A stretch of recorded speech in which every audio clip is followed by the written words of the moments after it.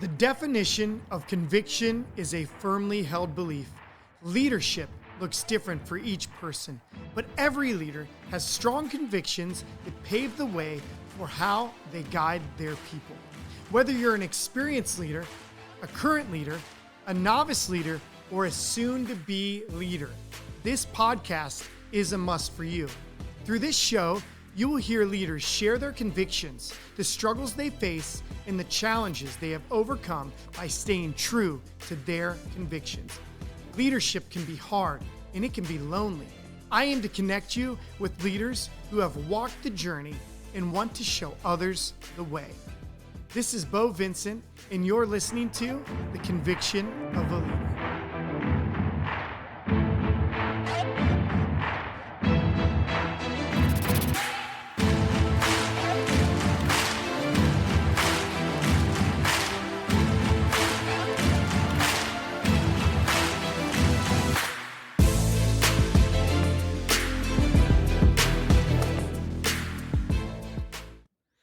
Welcome back to The Conviction of a Leader. This is Beau Vincent, your host.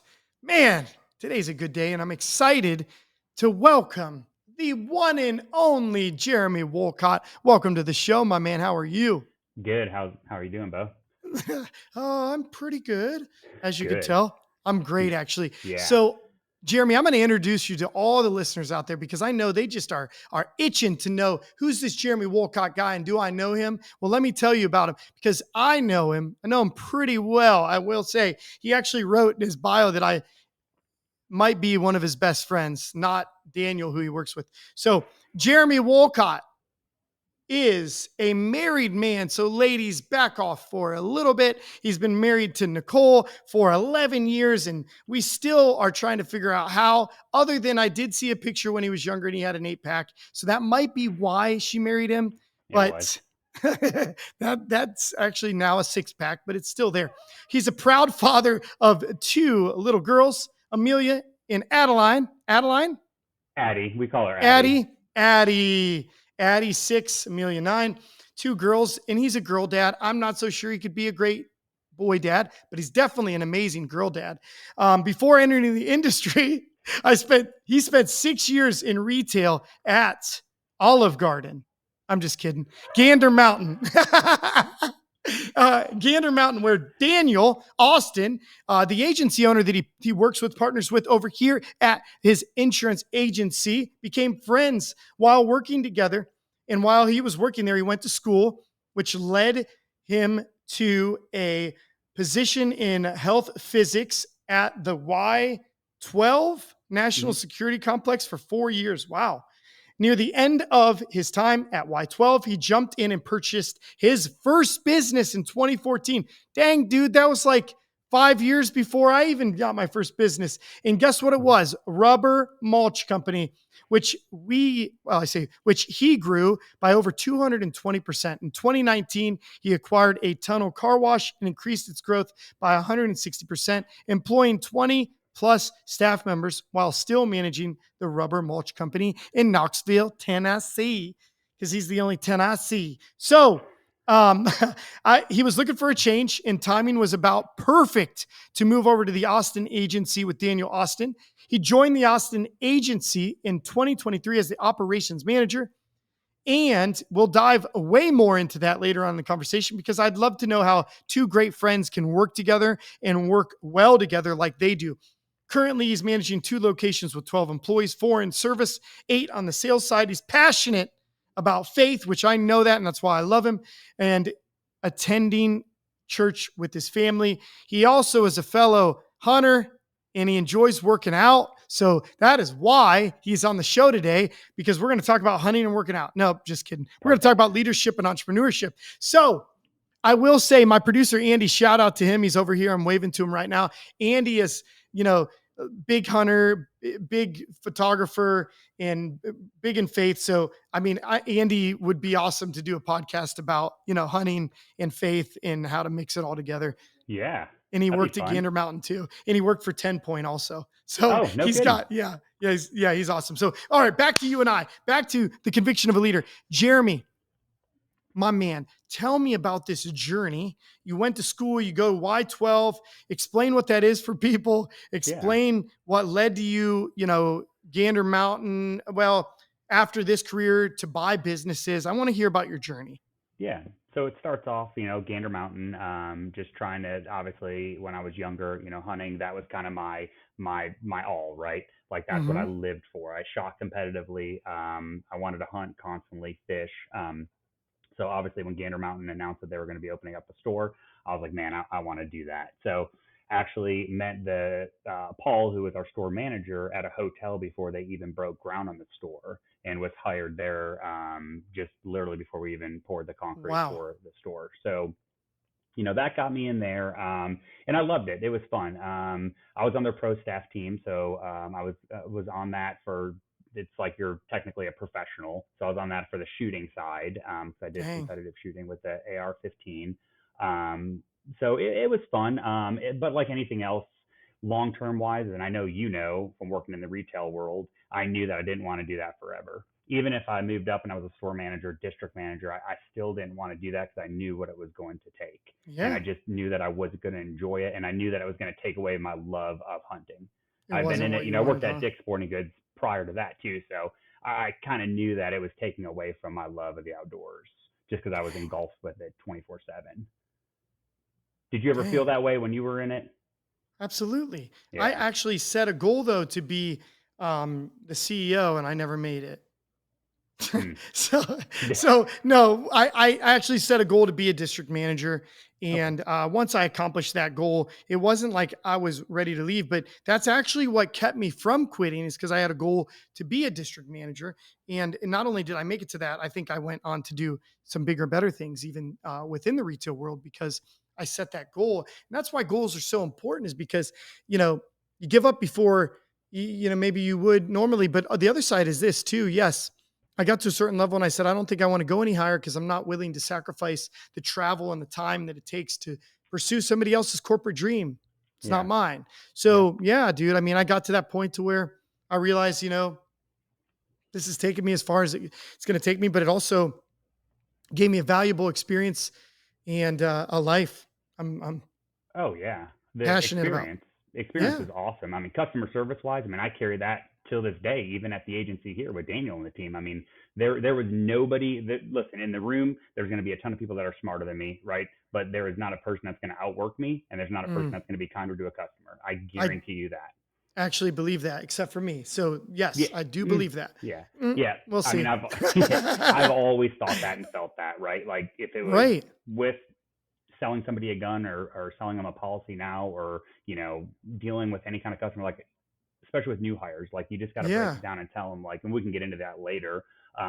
Like the customer is it for you. Like, I don't care if you're Yeah. having a bad day. I don't care what it is. We all deal with life drama. Everybody does, right? Everyone Mhm. should try to shut that out before you come into the office so that we don't, push that onto the customer, right? So that's a big thing. I preach that and I live that, and I have been doing that since my first job at Dick's Sporting Goods. Right. So I know we got a little off tactic there, No, no, but no, that's not off. That's not off. It's fine. working at Gander, did that for 4 years. Then had a customer come in there. In our area, we've got. Let me backtrack a little bit. In our area, there's Y12 National Security Complex. So we deal with depleted uranium, basically, right? There's a couple plants around the United States that recycle and work with the nuclear arsenal that the United I States didn't know has. that. Yeah. Oh, Crazy. yeah. Yeah. Huge. Around here, it employs a big number of people. So obviously, looking at what I wanted to do for the rest of my life, I was like, man, I want to work for the government. I want to get in somewhere. I want something that's safe, that I know is always going to be there. I can go in there. I can work 4 days a week. I can get paid good money. I can get a retirement. I can get a pension, and I'll be good to go. So I went back to school on that, because there's a couple different ways you can get in, right? You got engineers, you Yeah. got all these brainiacs, you got physicists. So health physics was kind of the way that a couple people told me was my best route to get in. So I went back, passed the test there, got in, worked there for what was it, almost 4 years, and loved it. I mean, absolutely loved it. I got to do stuff, got to see stuff that some people will never even see in their life. Got to travel to other plants, secure plants around the U.S. Like I loved Planets? it. Oh, plants. Plants, like different, like I'm kidding. I know oh, what you mean. Yeah, I got to experience some really cool stuff. That's so cool, But man. this is what really made me decide that, okay, there's a couple things that made me decide, Yeah. but is I'm a worker, right? I Oh always yeah, like to I know work. that. All the time, right? So there you have to deal with a lot of unions. Everything is Mm. unionized, okay? Kind of knew that going into it, and I was like, oh, that's kind of cool. I can deal with that. But I was in charge of a 50,000 square foot security warehouse, right? We were an off premise facility that did some classified stuff. Um, so we would have people come in. There's stuff I can say and can't say. So long story short, I'd be dealing with a lot of people, and if something came in and we were taking our time, I would jump in and I would want to help, assist them, right? Well, you can't do that because they think you're taking away from work. So you get grievances filed Yeah, on you. right? Because Yeah. it's a So union. Yeah. yeah, it's a union, man. So I struggled with that hard. I mean, I'm just not one. I can't come in and sit down, drink my coffee, burn 8 hours of the day, 10 hours a day, whatever it was going to be, and just like do the bare minimum. I worked for, the owner of my company was awesome. Like we still stay in contact today. I mean, he was, it was a great experience. I learned a lot about leadership there, right? I was pretty young and I was dealing with some, mid 40s, 50s, 60-year-old guys that have been in the plants for 30, 40 years, and here I am, a middle 20-year-old kid trying to instruct them on what to do. So that there It's was tough. definitely some major challenges there, that definitely made me like, you start to second guess, like, am I good enough for this? Like, all your decisions are based around like what those people are thinking about you, right? So I mean, I wouldn't change that experience that I had there for anything. But during that time, me and Nicole are dating. We want to get married. I'm like, man, I don't know if this is what I should be doing. Like 30 years Mm. down the road, 40 years down the road, I just don't know if I'll make it. If So that's what you want, yeah. yeah, and we knew we wanted to have a family. So we had the opportunity. We started looking around at different franchises. Looked for Chick-fil-A. Obviously, that was my number one choice. Nice. Couldn't It's find funny because anything. that was mine too. I Wow. actually went all the way through the interview process, made it all the way to the final stages, but And they yeah, didn't I like you, never did they? it wasn't the right fit, Jeremy, for me, and I'm thankful Okay. that it didn't work out. Yeah, that's a tough one. Yeah. Well, we didn't get anywhere with it. Jimmy John's is the one that we started to pursue. Mm. Got pretty far along that route, and then started talking to some owners, some franchise owners that were 8, 9, 10, 11 franchises deep, and Oh really they yeah. were still building up. They said that you needed to be for that franchise 12 to 15 locations. So I was like, man, that's probably not going to fly for us either. Then we had the opportunity at Magic Mulch, the rubber mulch company. So we Wow. jumped on that, and again, coming from what I was doing to the rubber mulch, I was like, what is this? But it was a college kid that took over the business. He did it for 6, 7 months out of the year. Then he jetted to Florida for the wintertime. And we were like, man, this is a scalable business right here. This is a scalable business. Super niche, right? Very Oh niche. yeah. But yeah, we grew that thing, man, like crazy. Um, so that, having that transition from government work to Magic Mulch was really big. While having Amelia, our first baby, it was super stressful during that time, but I can only imagine. it allowed Whew. me not to miss anything. Like I didn't have to Yeah. miss, like, I mean, you could just be involved in everything. And that's what I didn't want to miss. I wanted Nicole to stay at home. I didn't want her to have to work. That was the other big factor too. So there was a lot of things that went into it. So it was a lot. That's why I got a lot of gray hair right now. Those first decisions. I understand. I understand. I mean, you do have some gray hairs, but talk about how do you handle how did you learn to handle all the stress and everything that was happening at the same time? What advice do you have for people out there that are attempting to start businesses, but they use excuses of the stress, the money, the family, kids? Like, what advice could you give them? Man, that's a loaded question right there. Yeah. You could talk the whole time on it. I spent a lot of time trying to think of that because I figured we would touch on this. And Mm. looking back on it, advice wise is, and this is just like you can't worry about things that are out of your control, right? Which is impossible. Like it even hurts me to say it because I still do it to this day because I'm always trying to be one step ahead and trying to figure out, oh, this is going to cause that problem, so let me do this so it doesn't cause that. You'll drive yourself crazy. Is you can't do everything in one day, okay? Especially if it comes to a new business, right?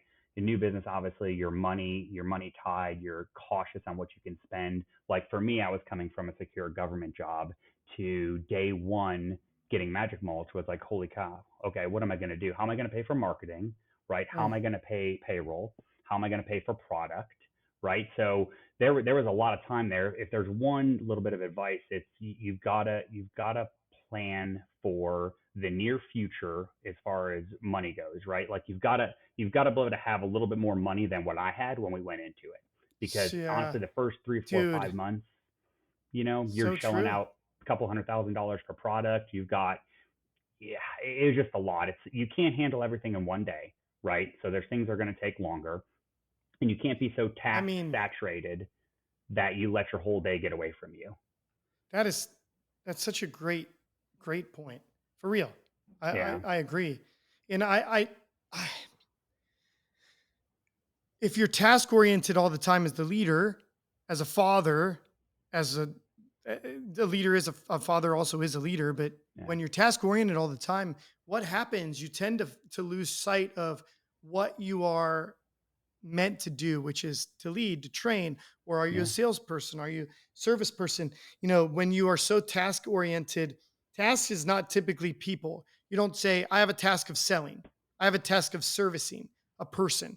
We usually think of task as non people related items in task. So yeah. when you work as a leader and a business owner on the non people focused tasks, it seems like you're doing the right thing, but it also takes away from your value. I think that a lot of us out there are great leaders and really care about leading people the right way. But when we have our head down doing tasks, it is very hard to lead our kids, our wife, or spouses, our businesses. Is super hard to do that. So how do you get past that?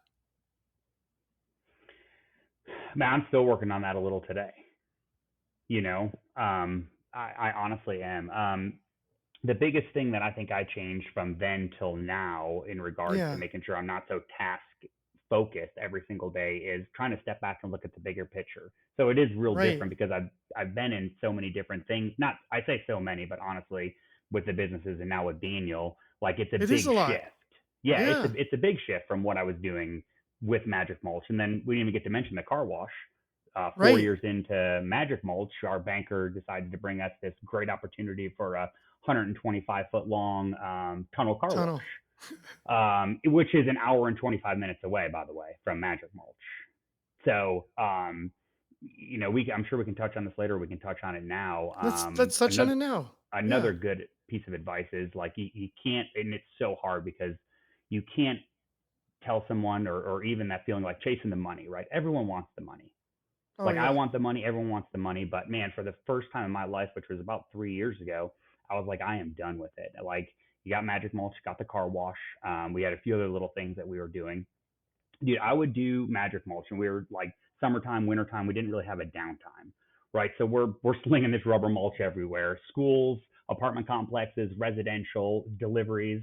We do upwards of maybe 80 to 90 semi trucks around the country throughout the year. That's just those dedicated trucks going to different job sites.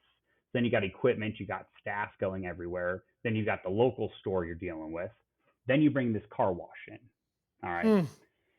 And so I do that Monday through Friday, right? Dealing with that. Now, throughout that time, we've got the car wash running. All right. So we bought it. We're trying to revamp it. We've got construction going on, huge process, a lot of money going out. Tried to stay open Wow. during that time because, again, didn't learn from the first time.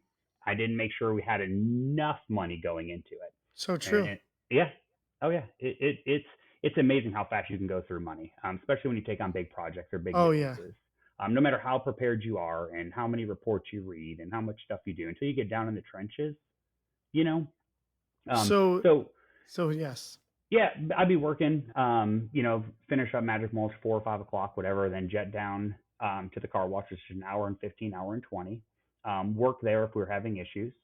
There'd be times I couldn't even tell you, Nicole could. I'd roll in 2 or 3 in the morning and then back up in the morning, going to Magic Mulch, doing it all the time, constantly. I could be welding, literally helping fix equipment because if we were down, Bo, I Hmm. mean, we're down. You're doing 200, 300 cars a day at an average of $10 to $15 a car. and your closest service center is in Atlanta, so sometimes they can't come fix stuff. So yeah, it was just a lot, and it just you add employees to that, right? Young kids working car washes, tons of issues. Like it was just too much. Like it smoked me way faster than I thought it would, and I was like, I need to take a step back, declutter my life a little bit as far as the businesses Yeah. go, and try to figure something out that I can enjoy again. Well, I'm so happy that you did find something you're Yeah. enjoying. And I think that we all need to have those journeys and paths. Some of the people that I've met the most, they haven't really struggled. They haven't failed. They haven't seen some of the downs, and it kind of shows in their leadership and maybe the sometimes the arrogance. And I'm not saying I want to see people fail in order to learn, but I do think failure, if you approach it correctly, you learn. If you've never failed, or you're somebody who potentially inherited a business or has kind of had nothing but up, up, up, up, up, up, up, maybe you are not shooting high enough and you need to shoot higher then. But the other side too is that money, making money takes money. Yeah. And I totally 100% agree that, like, with that sentiment. I mean, the amount of money the business owners spend and invest versus what comes back is no guarantee. No Nope. guarantee. And that money that you think is enough sometimes isn't enough. And I've seen more business owners in the insurance industry and locally owned small businesses fail sooner than they should. They were almost there, but Oh they yeah. ran out of money, Yep. and money stopped them from finding success. So be fully financially prepared for all investments, whether it's starting a new business, buying into a business, opening a business, growing a business, marketing, whatever you're doing, Oh yeah. just be fully prepared. And you can run the costs, like Jeremy said, up and down and sideways and backwards, and have your dad look at it, your accountant look at it, and your No, banker, yeah. and it won't matter.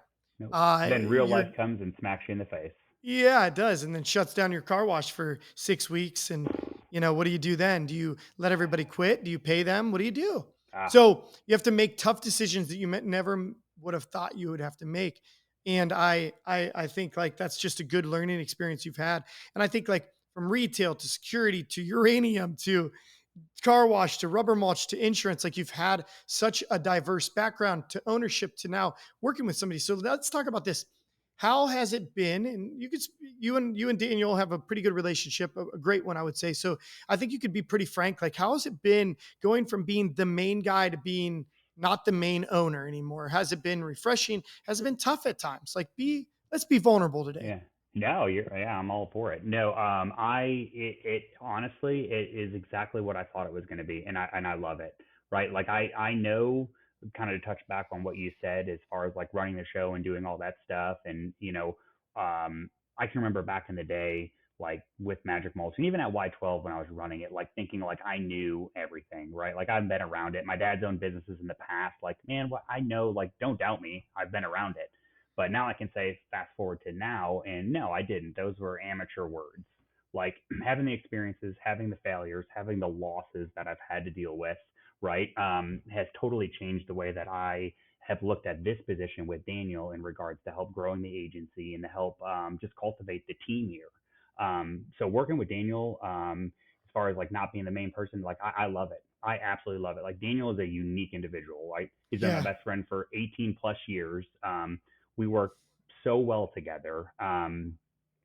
It's I honestly have nothing bad to say about it. We That's both kind of run parallel, and then we'll cross paths when we need to cross paths with the business. Like I'm in Knoxville today. He's at the other agency out in Maryville. We do some Zoom meetings together. Like we trust each other with the decisions that we're going to be making. So I have some observations. Yeah. So for all the listeners out there, Daniel Austin is the agency owner. And just to remind you, Jeremy is like the general manager, president of both agencies. So I have some observations. I want you to tell me if you think it's true or wrong, and maybe elaborate on it. I've noticed that Daniel gives you the freedom. He has trust with you and freedom. Well, because of the trust you've created with him, not just in business, but as a friend for 18 years, you've showed consistency and trust in a friendship, and he's seen you run other businesses. So you have freedom. That freedom has allowed you to excel, not the suffocation. So the freedom that he's given you to run his business as your own, and guess what? You do run it like you own it because you.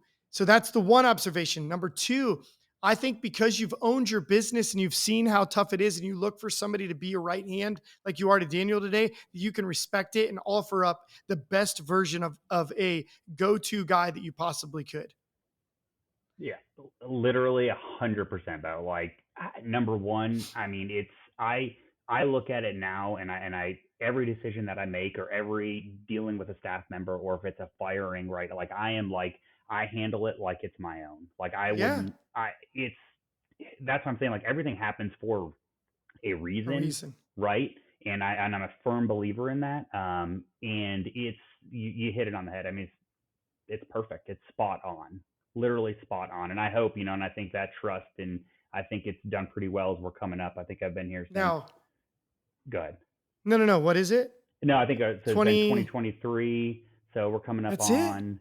Yeah, we're not that long in there. We're a little over a year and 3 4 months. Were you coming around a little bit before? Yes, I met you in Cincinnati. Yeah, so that transition from the car wash and trying to get rid of all that stuff, it was one of those conversations. I was always Magic Mulch, a rubber mulch company is a mile down the street from the office. So I was over here all the time. We were always hanging out. So I've been involved a little bit with the business. I knew the staff.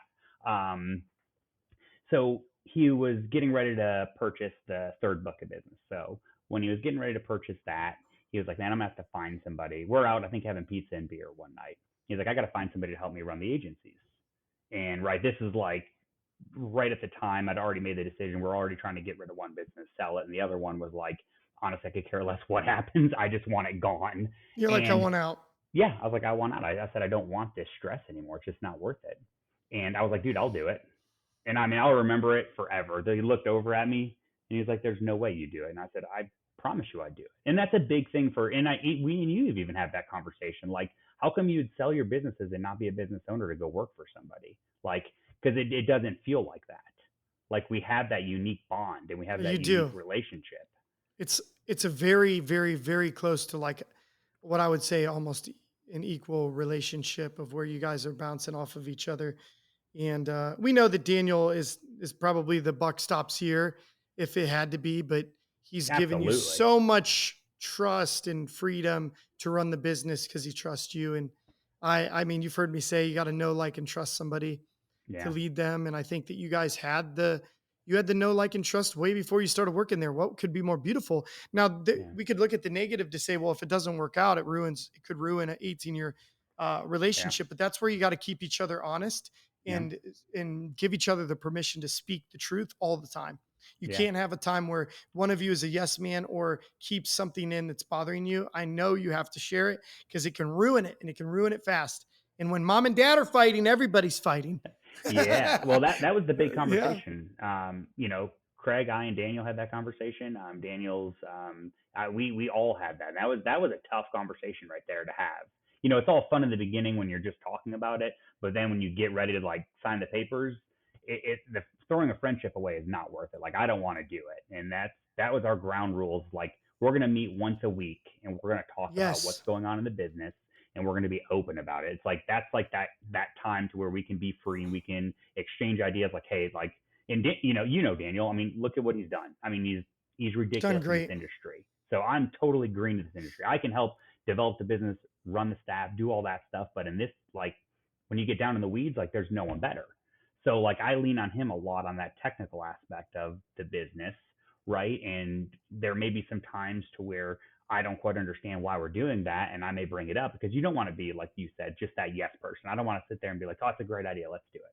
That's a You great want to event. know, Let's sponsor it." explain why. Why do you want to do it? And what do you think? Yeah. Like, what's the why behind it? Yeah. Just open dialogue. Yep. Right. So, you know what's great is I know, like in all aspects of your life, you truly are a hard worker. I know that. I know Daniel's a hard worker. So, you know what's really fun about working hard is winning Yep. and then having fun. You guys are probably the most fun two dudes I know. Like, there's very few people that are as fun as you two. And you guys treat me like a third wheel, which I don't know if that's good or bad, but I feel like I like the third musketeer. How about that? A Yes. little bit better. Yes. So it is fun, or the Three Stooges, but you guys work so hard, and then you have a lot of fun and enjoyment. So, Jeremy, how important is it to have fun? And did you have fun when you owned your own businesses? As much fun as you're having today? Um, so with the other businesses, yeah, I did have fun. Like, it had its ups and downs, right? So when Yeah. things were rolling good and you had all that cash flow coming in, yeah, we'd go on fishing trips and we do all this stuff. But honestly, those were just little periods throughout the year that I was able to like just relax and have fun, right? Now it's we're busting tail all the time, but we're having fun throughout the day. Yeah. So what you just described is you busted tail to have fun outside of work. I'm talking about you have Yeah. fun at work Oh yeah, today. it's ridiculous. Yeah, in fact it's so bad that like we do a lot of social media and videos that I'll always get texts throughout the day, especially Nicole. She's like, "I thought you said you were slammed today." I'm like, "Yeah, Well, we yeah, are, this but is work. this is That is work." work. Yeah. You guys Yeah, do really good. Industry leaders with yeah. reels in social media. You guys do awesome. We try to, and that thing rolls off to the staff too. Like when we're, there's obviously those hard times if you're not hitting numbers. We Hmm. try to be serious and push through those times, but also like they know like we want to have fun because it's culture. Daniel's been Oh preaching that yeah. for 8 years. It's so important and it's so hard to let slip away from you. I see a lot of people, Yeah. and I've been in this industry a lot, but now, especially with Cancun and Vegas and being around you guys and these industry leaders and these big megas, man, it's so interesting that there's a few key things that all these agencies do to be successful, and the cultures to me is one of the most important. Absolutely. It's who you do it with. Yeah. So I've debated about this, Jeremy, and I'd love to get your opinion. I've debated with people that it's I've said it's people over process. And some people say no, it's process over people. Some people say it's profit over people. So you need profit in order to have people. You need people in order to have a process. So I actually say this. Okay, let's not get super deep into those three, but I think I've always said this: a good process does not fix a bad person.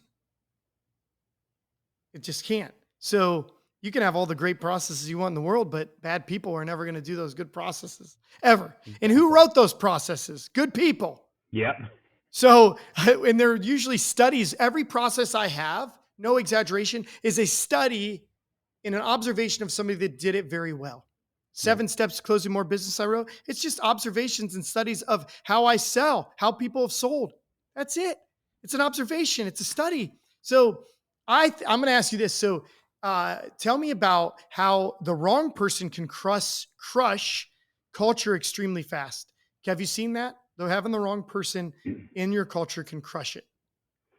Yeah, I think one of our goals coming from last year to this year was growth, right? We want to be at this X amount of book size in the next 3 to 4 years. So we're trying to staff up, and that's one of the big challenges that everyone's facing is staff. So we kind of pushed maybe hiring for bodies more than we did like hiring for the individual, which I think Oh yeah. everyone's kind of guilty at, obviously. Um, and there's been a few instances too, really, that we have hired, right, an individual, right? Great, they come in, but they start messing with the culture, and before you know it, because you're hanging on to them, right? You're letting things slide a little bit, which trying to do better on, but that's the thing that hopefully more people are guilty of than me. You're holding on to somebody just because, man, it took us 2, 3, 4 weeks to find this person, right? I don't want to let them go now, even though we're having some problems, right? Their office isn't clicking or vibing like we usually are. So yeah, I've experienced that, man. I've let Daniel and I both have let somebody stay that has been, a Not good. danger to the culture. I mean, we've changed Right. it. I mean, yeah, Mm. I totally agree. Having the wrong person. That's why I uh, asked you about it. I actually think wrong person can crush it almost faster than a good person can build it. yeah, So, 100%. and I think like when you build great culture, like I stopped hiring years ago. Thankfully, I had a long career of like hiring, firing, and Yeah, training people. But I stopped hiring on need a long time ago. And in order to do that, and this is for the listeners too out there, in order to hire not based on needs, you have to be a proactive leader. You have to start to see the future, start to see the red flags, address the red flags, start to dig deeper into interviews when somebody tells you they're motivated by their family and they want to do this. Well, why? Yeah. Why are you motivated by your family? Why do you want to do that? Yeah. Dig deeper. Don't accept the surface level and keep digging deeper. When you start to hire based on this desire of, oh my God, if I didn't hire this person, I'd regret it. Versus, oh my God, I need this person out of desperation. Yeah. And if you just change the simple thought process, like, Jeremy, I'm not hiring this person unless I'm excited to call my buddy Beau in Ohio and tell him all about him, then don't. You're not excited about them, don't hire them. Moving forward. And that is the hardest transition to make, even when you're in a position of need, because you know what happens when you're in a position of need? You hire a need, you hire the wrong person, you fire the wrong person, and you hire it again because you're in need again. So if Yeah. you just accept the losses for a short amount of time and you figure out, how can I find the best people, hire the best people, train the best people, then all of a sudden you will attract the best people. Yeah. So it's a process and Oh it yeah. takes time. But people are at the core of everything that you and I love and do. Oh Our yeah. so we need the best people around us. Yeah. But that's a hard thing. Like what you touched on right there is honestly one of my biggest struggles is the hiring process right now. It's I don't and that's one thing I'm going to change, right? So it's going to be diving a little bit deeper in that interview process Mm. on and asking those serious questions because right now I'm kind of like in that boat, like you Well, said. Like, go ahead. let's spend some time talking about that off the air, and I'll give you some advice here right Yeah. now. You're a hire salesperson. My favorite question as a salesperson is, do you like to sell? Why? Because you know why? How many people come to you and tell you over their career have said, I am sick of selling it? Why do you keep applying for sales jobs? Yeah. Yeah. One, how many people say, I'm sick of, do you like people? You want to work in customer service? Do you have patience and do you like people? Yeah. It's a pretty basic question. Now, so we need to ask more of those questions that seem obvious, but they are not. And the way people respond will tell you the world, because you need to hire on personality, not on experience. You need to hire on cultural fit, not Yeah, experience. you just hit that right there. Like, Yeah. that right there is key, hiring on the person, not the experience. And I focused a little bit too much on the experience. And when you do, you get away from the kind of agency that you really want to run. Yeah. And then you're telling the people that, hey, I won't give you a shot because I'll go out and find somebody that has the experience I want. They aren't the good person, right fit, but they got the experience and it's more valuable than your good attitude, personality, and potential. Yeah. That's how I look at it. That's a great takeaway for any of the listeners. I mean, that's huge right there. And that for me is my biggest struggle. And I've been dealing with that for years. But Well, if you can take that and really put it into play, it's a game changer. the other thing I do, okay, I do not hire on the spot, never have, never will. I'll tell you why. Have you ever interviewed for a really big corporation? Hmm. Like what Y12 was pretty big. Yeah, I Gander didn't do Mountain any was even. Y12. Gander Mountain, we did a little hiring. No, no, no. Have you ever Oh, interviewed oh, yourself as a candidate? Okay. mm-mm. Let me explain to you how, because you knew those people at those last places, which is phenomenal. But let me tell you how the real world works, corporate world, when you don't know people. Yeah, Okay. You go to you apply, you do a phone interview. Okay. Then they might pass you to the next level. Then you interview. Then they decide if they like you, they pass you to probably a final interview, potentially another one or two more. Then they say, I like you. You're a final candidate. I need to do a background check and a drug screen, whatever. It goes through all these, right? So the truth is, in the insurance industry, we hire from this desperation because you're desperate. And what happens to desperate people is you get this sense of like, so you're going to attract some of the best people, but you're also going to shy away some of the best people because they're going to think like, wow, you're so desperate because you want to hire me today because you need me so bad. Well, then I'm going to ask for a ton of money, or I'm just going to take the job because you're offering it to me today and no one else has offered me yet after 5 interviews. So you're just like, so I always say this, never, ever make an offer on the first day. I don't care how blown away you are. Can you give them positive feedback and reinforcement? Absolutely. But do not, I beg you, Jeremy, I'm going to hire you, and then start negotiating. I want to hire you. When can you start? Let's negotiate. Daniel, come in here. Meet this guy. Let's get this done right now. I'll tell you why. And we talked about a candidate recently. Well, I slow played it like I always do, and it worked out for me. When you fast play things, you hire the wrong person. There is a Hmm. process. I literally, you want to know my favorite part is now, Jeremy? And Hmm. this could be Daniel, it could be you, it doesn't matter. You put it into your own ways. I love looking at applications and I love doing the first interview. I don't know why. I'm really good at looking at resumes, applications. I've trained Rachel on it. I still tend to gravitate towards back, like checking out resumes and because I like to see things from a different angle. I feel like I can really identify somebody could be a good fit based on their experience. And then I call them, do a quick 5 to 15 minute pre-screen. Then, if you're remote, do a remote interview. Yeah. Even if you're not remote, do a remote interview. Like it just like save yourself time and effort. And then let's see how they interact. Can they professionally interact? And then I usually pass it to the hiring manager. So I have Rachel who does all the sales hiring, anything that has to do with sales. Rachel does all the service side hiring. I will not hire somebody for somebody else's team. Yes, I own the business, but it's their team. I've Hmm. learned and I've learned and I've learned. If I hire somebody, I say, this is your person, Jeremy. Jeremy might find a way to why it's not his person and I made the wrong hire. When Jeremy interviews and says, I want this guy, this girl, you make that decision, you take ownership, you get excited, and it becomes your hire now, not Beau's hire that's on your team. Okay. Yeah.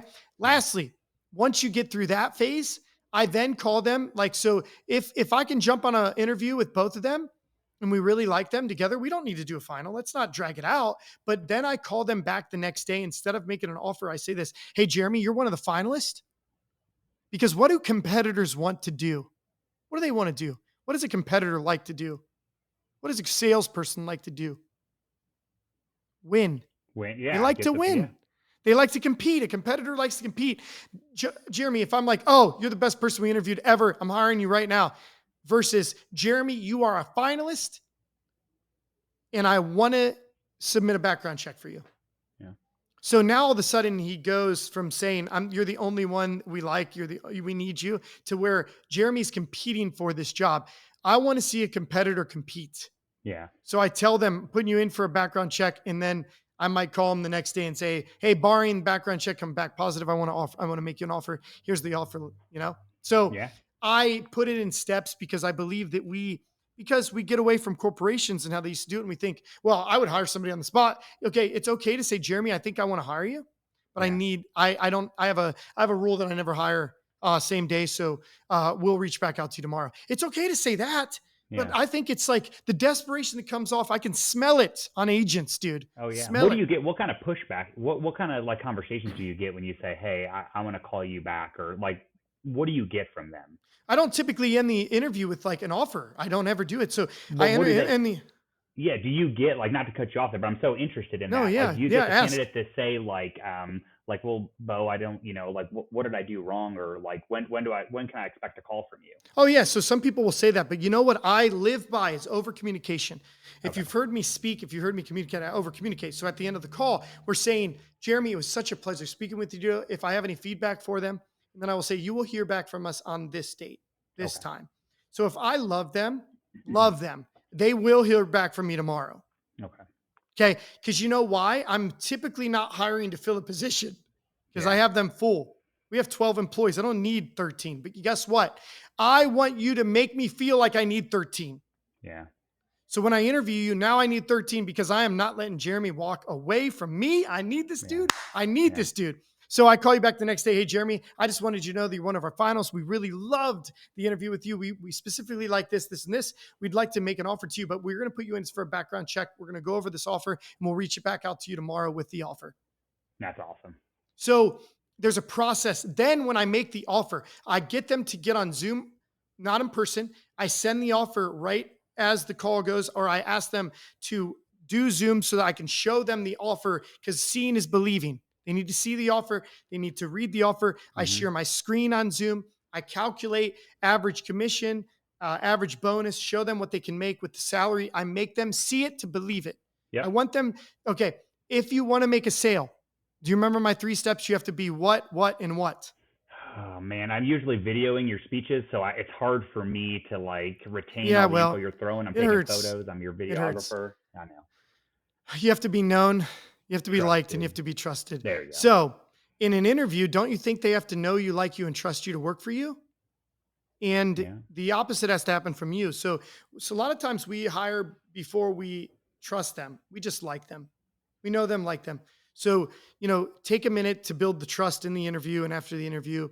And trust me, your business depends on you hiring the right people. It is much more detrimental to hire the wrong person than it is to miss out on the best person. Oh yeah. Just is. I Yeah. think.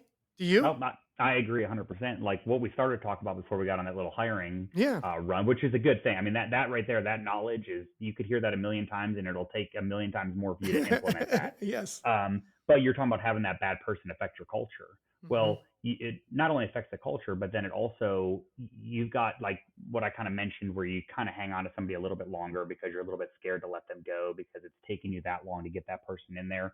Well, then the rest of the staff sees that you're letting those little things go. So you just multiply the stress and the issues that are going to come up next when that So your next crazy, employee right? doesn't hit those numbers or hits those outbound calls, and you're like, well, Yeah. you let John Doe go with Do that for three whatever. weeks. Yeah. So it's hard. Processes, Well, accountability, it's got to carry across the board. yeah, because those are part of my 3 steps to leadership. You have to Yep. teach it, lead it, and expect it. So Yep. if you teach it and you don't model it, or if Yep. you teach it and model it, but you don't expect it, you got a Yep. problem. There's a Yep. hole in your boat. If you have one of the 3 holes in your leadership, you are struggling with people trusting you. I Yep. promise you, and following you. So if you don't teach it and you think that because you work so hard by modeling it, they should just catch on and model it, you're wrong. Yep. If you teach it well and you don't model it because you think you're above that, I'm the owner, I'm the business, I'm too good, I don't need to do that. At least put somebody in the position like Jeremy, or Jeremy put somebody in the position that can model it. Yep. Okay. But here's the kicker, you teach it. You're such a great teacher, patient, kind. You are such a great modeler of the behaviors and leading others, but you don't expect it because you're soft Yeah. and you don't follow the words that you say, you're a liar. Yeah. I've said this a lot actually lately. If you do not do what you say you're going to do, you're not just not a man or woman of your word, you're a liar. So Yeah. if you say, hey, I'm training you this way, this is how I lead. And if you don't, there are some consequences. But if you don't follow up with those consequences, you're a liar and you teach everybody that you're not a man or woman of your word. And if you consistently do that, people lose trust in you. Yeah. Let's So just either, touch base on what you just said right there yeah, is literally takes 50 hours a week to do. Does it not? I mean, it's a full-time job if you're dealing with like the size agencies that we have, right? And yeah, you're preaching it, you're teaching it, you're putting it on the calendar. It's a constant thing. That's what that's one of the things I've tried to do better on this last year is every single thing we say, we go through with. And I oh don't yeah. care who you are, you've slipped up and you've said you're going to do something and you haven't done it.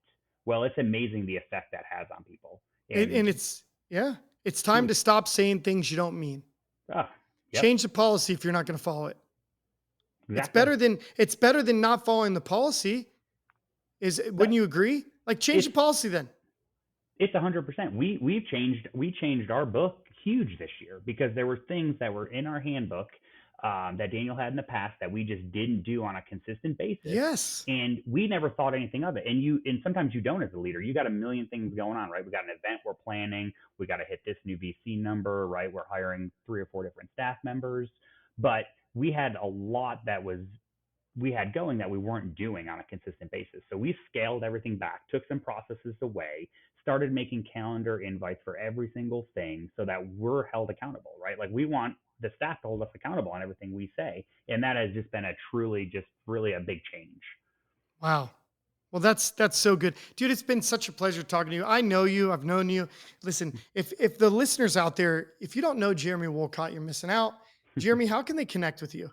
Oh, just Facebook, Instagram. It's all Jeremy Wolcott. LinkedIn. Follow the agency, the Austin agency. We post a lot of good content, They've funny done stuff. amazing. So Funny yeah, stuff, really we've funny. got some good stuff coming out. Such great stuff. Jeremy and Daniel have done such a great job together. But Jeremy, I just want to honor you because you're a great leader. You've done some great things in your life and your career. And I think that like the value you've added to the people that work with you, that know you, is huge, man. I'm a better off because I know you. I think that you are a great person, great man, a great man of God, great man of faith. Like I like being around you. I know, like, and trust you, and I know your staff does too. And Daniel is lucky to work with somebody like you, and I think you're lucky to work with somebody like him. And I Absolutely. love the way what you guys have. And I joke around about it, but I'm serious. Like, it's pretty special, and you guys have done some great things. And I think the best is yet to come at the Austin agency, and can't Oh wait yeah. to be here and clap and support and be the biggest fan of your guys' social media and agency. So if you're Awesome. listening and you've made it this far, turn on notifications, downloads, share this with your friends or family, reach out to Jeremy. If you love this podcast, I want to thank you so much for listening to The Conviction of a Leader. See you, Beau. Thanks.